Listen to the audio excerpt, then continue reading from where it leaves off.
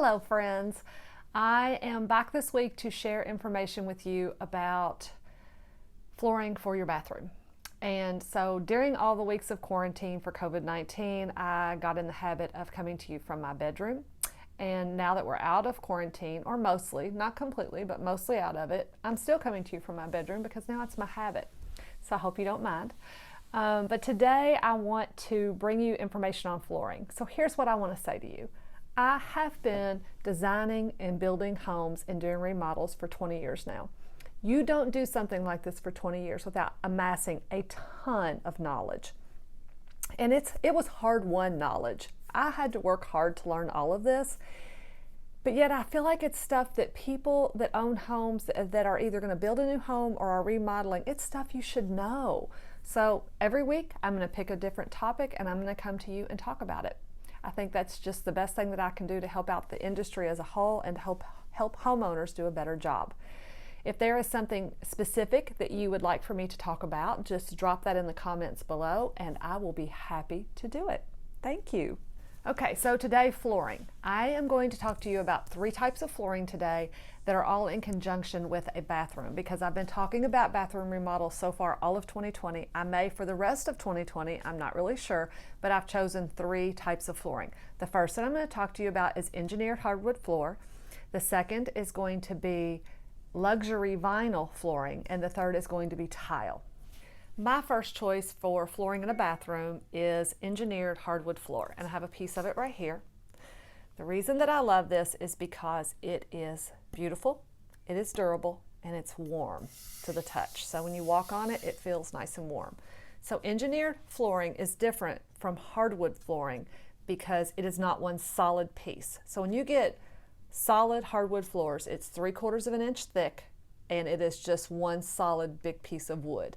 This is many little layers of wood, like plywood, is that the word I want to use, plywood? Many little layers, plies of wood that are, not only are they little bitty layers, but they're also laid, like the grain of the wood will go this way on one and this way on the next, and they switch those. It makes for it a very stable wood. So you can do wider pieces and they won't cup. Solid hardwood floors, if you get them much over 5 inches, if they take on any moisture, they'll start to cup or warp and bow. And engineered hardwood is much more stable, which is good in a bathroom. I also like them because of the finish that they put on top of them. So when they put the polyurethane on them in a factory, it's a much, much more controlled environment. The temperature is controlled and the dust and stuff like that is controlled. So when they do your floors in your house, typically they put on 2. I always have mine do 3 when I'm having them like laid and sanded and finished in place in a house. These have more like 7 to 9 layers, and they're little bitty thin layers. And they always tell you that whenever you paint or finish something, that a thin layer, 2 or 3 thin layers is much better than 1 thick layer. And in addition to that, they also put in a coat that has aluminum oxide in it. Is that the right term? Hold on, let me look it up. Aluminum oxide, yes, that's right. And they UV cure it. So they put in a coat that has this aluminum oxide in it, and then they send it under a UV light and it instantly hardens it. That UV gives it a superior scratch protection and fading protection. So in my mind, I just can't beat this. And in my blog post, I actually have a picture of this exact flooring. I got this out of my basement in my bathroom, and it's been down for 5 years. Every house that I've ever built or remodeled for myself, I have put hardwood in the bathroom. I just love it. I don't get a lot of water on my floor though. I am very careful. When I get out of my shower, I'm dry. I don't splash in the bathtub. You know, call me crazy, but I'm just careful. So that's the why. Could you DIY this? You can if you're a pretty accomplished DIYer. It does require special equipment. You have to have a stapler that will get in this little bitty tongue right here. And you have to know how to square up a room. You don't want to get in a situation where maybe one of your walls is a little bit out of plumb and then your floor starts to run a little bit crooked. So you've got to be able to square that room up. There's a lot of videos on YouTube on how to do that. If you're a DIYer and you have done projects before and been successful, I think it is probably something you can try. You just need to be aware of what all's in it. I would watch YouTube videos first, and you can even rent the nail gun or stapler that you need, so you don't have to buy that. And then where would you buy this? If I were going to buy wood like this for my home, I would go to a specialty flooring store, because they can answer questions that you have, like how many plies are in it, how thick is the wear layer. So on this, I didn't talk about this before, but I should have. So on these pieces of plywood, the very top layer is actually the wear layer, and it is a piece of veneer, so it is a real piece of wood, and it's what gives you the beauty. It can be refinished, they tell you, but maybe once. I don't think I would want to refinish it at all, because most, like mine, I don't know if you can tell in here, you can't. It's hand scraped, so it has a little bit of a wave to it. They call it hand scraped. Nobody really scraped this by hand. They have machines that are doing it, but they always call it hand scraped. They're trying to mimic a hand scraped look. And I really like this because it doesn't show imperfections near as much. But at any rate, some of them, the more expensive ones, have a thicker wear layer, so you certainly could have them refinished. With the finish that they have on top of the wear layer, the aluminum oxide that I was talking about, it's gonna be a bear. So if you ever have someone come in and they want to have this refinished and they want to charge you extra because it was a pre-finished material, they are completely within their rights and they are going to earn it. So just so you know that. So yes, this is my first choice, engineered hardwood flooring for the bathroom. I know it sounds crazy, but I've done it successfully many times. So behind engineered hardwood floors, my next choice would be luxury vinyl. And this is a luxury vinyl plank because it looks like a plank of wood. There's also luxury vinyl tile that looks like tile. I have never really used that because I get really confused about the whole grout issue with it, and I never have been really crazy about the looks of them. But these I really am. I mean, look how pretty this is.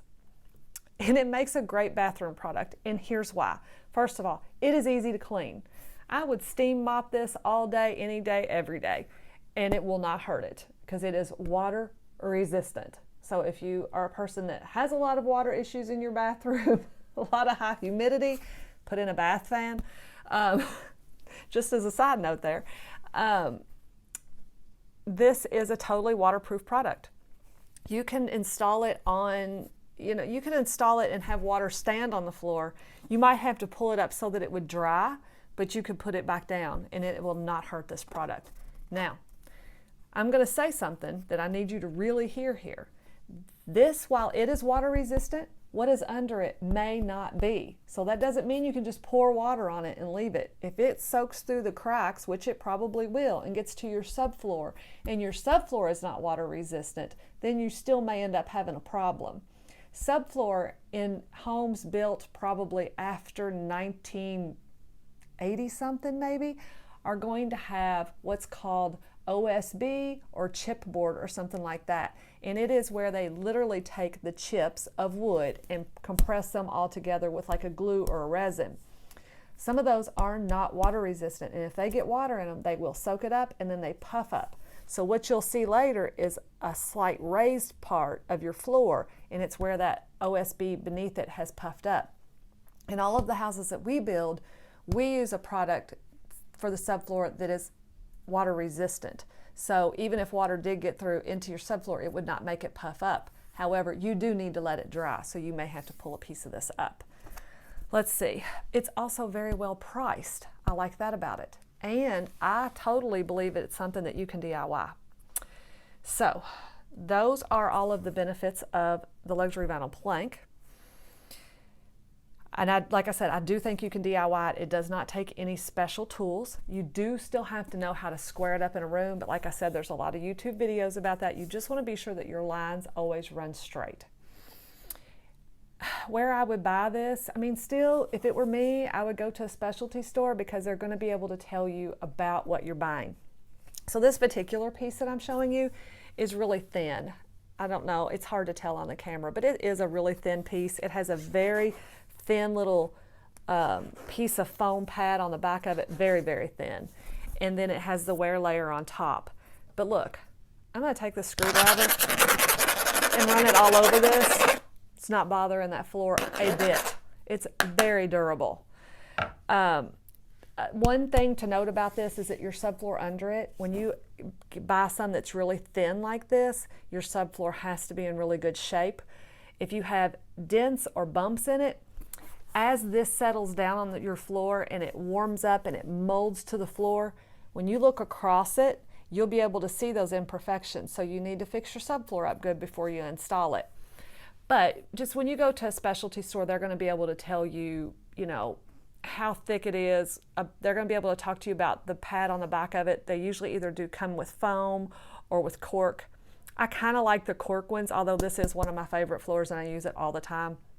But it's really not as necessary to go to a specialty flooring place for this. You know, if you're a DIYer and you're looking to be on a really tight budget, I would go where you can get the best price and just rock on. It's a great product. It's especially great for hall bathrooms, guest bathrooms. It's, you know, if you run this out in the hall or something like that, it can be a really good choice. I will say that if you try to put a product like this in a house that's, I don't know, 250 to 300,000 or more, I don't know that I would put it in the master bathroom. When you get into houses that have that kind of price tag on them, and you want to sell it, buyers are going to expect tile. And so this may be a turnoff and may hurt your value some. So just keep that in mind. The third and final type of flooring that I have chosen to talk about for bathrooms is tile. Tile is probably the first thing that everybody thinks about when they think about a bathroom floor. For me, it's going to come in last. Just because it's so cold, and this is my big thing. So this is a piece of tile. And when it's laid and they grout around it, once they grout all that, they have to take a sponge and wipe it off. So when they wipe it, they push it down lower than the actual face of the tile. So you're running along, you've got your tile, and then when it gets to the grout, it drops off, and then it goes back up to tile. The thing about that drives me wild is that then when you're cleaning your floor, you're not hitting this because it's lower than this surface. And the only way to get your grout really clean is to get down on your hands and knees with a scrub brush and scrub it, and then rinse it and then wipe it dry. And that's okay to do, I guess, a couple of times a year, but I don't want to do it all the time. When you take and compound on top of that maintenance item how cold tile is, I'm done. I don't want to talk about it. I don't want it. In my house, the only place I have it is in my mud room, just because we wear our shoes into the house, and I knew that the mudroom, we'd be coming in with rocks in our shoes, and we come in from the farm and it's muddy, and I just needed something super durable, and vinyl plank wasn't really there at the time, and I'm just telling you, it's a pain. I do have to get down and clean about once a quarter. I just take a scrub brush and go in there and get down on my hands and knees and scrub that whole floor, and it's not fun. So that's why I would not choose tile for a bathroom. However, look at this. It's so pretty. Tile comes in so many designs and patterns and can be laid in so many pretty ways that it really does make it very compelling. I love to go look at tile and pick it out. It's so exciting. And sometimes I'm a sucker for it. I will pick it out and put it in houses. And I know it's going to be a pain for them to take care of, but I just can't help myself because it's so pretty. So, you know, obviously it's very durable. It gives you a beautiful look. It elevates your bathroom. It just takes a regular bathroom and makes it feel more custom and more luxurious when you have a really nice tile on the floor. So that's my why.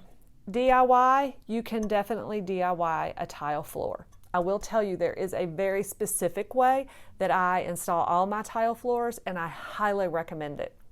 It is a product by Schluter, and it's called Detramat. And I have a link to it in my actual blog where I talk about it. But it is a piece of polyethylene, I believe, and it looks like a waffle. It's orange, bright orange, you can't mistake it. But what it does, it's an uncoupling membrane. It just serves a lot of purposes, but its main purpose is an uncoupling membrane. So if you were to take this tile and lay it directly on your subfloor and put a little mud on it and stick it down and then grout it in, you're gonna have problems. Your subfloor moves all the time. It is wood, especially here in Kentucky. It absorbs moisture. In the summertime, a lot of moisture. In the wintertime, it gets really dried out because we're running our furnaces all the time, and so that subfloor is always sitting under there moving. And your tile and your grout cannot handle that. They will crack and break. The tiles themselves will crack and break, and your grout will just come out. You'll be vacuuming and you'll be hearing it all sucking up in your vacuum cleaner. I know this because I've lived in a house where it was done that way. I did not do it. It came to me that way. I had it redone. So you put down the Detramat and then lay this over it. The Detramat has to be put down in a bed of mud, and then you'll also still back butter your tiles. But that waffle pattern that it has to it somehow allows this to all stay stable while the subfloor under it is moving. So it's a really great product for that. What people used to use was either a mud bed or concrete board. And as I talked about in my wall tile blog last week, they were fine technology for the time, but there's just something better out now and much friendlier to use. Oh my gosh, concrete board and mud beds are just a lot of really heavy, intensive work, and they take a skilled hand to use. So I really recommend the Detramat. Another thing is that it keeps vapors from going through. So like if you're on a house with a crawl space, if there's any vapors or moisture coming up from the bottom, they will not go through that I forgot what it's called. The Detramat, I always forget what the material is it's made out of. Polyethylene or something like that. And if you get a bunch of water on your floor, it is not going to soak through where you have tile, but where you have grout, especially if it is sanded grout, water's going to go through it. But when it hits that Detramat, it is going to stop. It will not get to your subfloor because it is plastic. So that is another bonus of it. Where to buy it? So if I were going to buy a ceramic tile and I were going to install it myself, I would go to a specialty tile store. And that is because the folks that work in a specialty tile shop know much more about it. They can help you get your quantity right. They can help you get all of your setting materials right. If you go to a big box store, you're not going to get that kind of help as a general rule. If you are going to have a tile setter come to your house and install this for you, then you can go to a big box store and buy your tile. That's perfectly fine because you're just going to go in and get what you like. It's pretty simple. I will say that if you're going to go with a real large format tile, something that is 12 by 24 or larger, you got to be careful. I have bought tiles that were large format at a big box store and there is some warpage to them. I think that may be true any place though. Big format tiles are just a little bit more difficult to install, so your setter may charge you a little bit more for that. It's probably warranted. If your tile is slightly bowed or anything like that, they have to install it so that you can't tell. And so it takes some skill. So you have to pay for that skill. You have to be willing to, or your floor is not going to be near as nice. So just bear all that in mind. So that concludes my 3 types of flooring that I like. If I were going to remodel my bathroom tomorrow, I would definitely probably go with engineered hardwood flooring. My next choice in a guest bath, or if my home were more moderately priced, I would go with the luxury vinyl plank in a heartbeat. I love the way it looks, I love the way it cleans, I love the way it feels, and I love the impact of it on my wallet because it is not much. It is a very well priced product. And then my third choice would be ceramic tile just because it is so pretty. So I hope that you found this helpful. If you have more questions, reach out to me and let me know. Send me a DM on Facebook or Instagram. Make a comment right below this blog, whatever you like to do. Just send me a question and I will be happy to answer it for you. You can also email me directly. I always forget about this. You can also email me directly at star, and that's star with 2 R's, STARR, at startingle, TINGLE.com. And I will be happy to answer you. Thank you so much for watching and have a great rest of the week.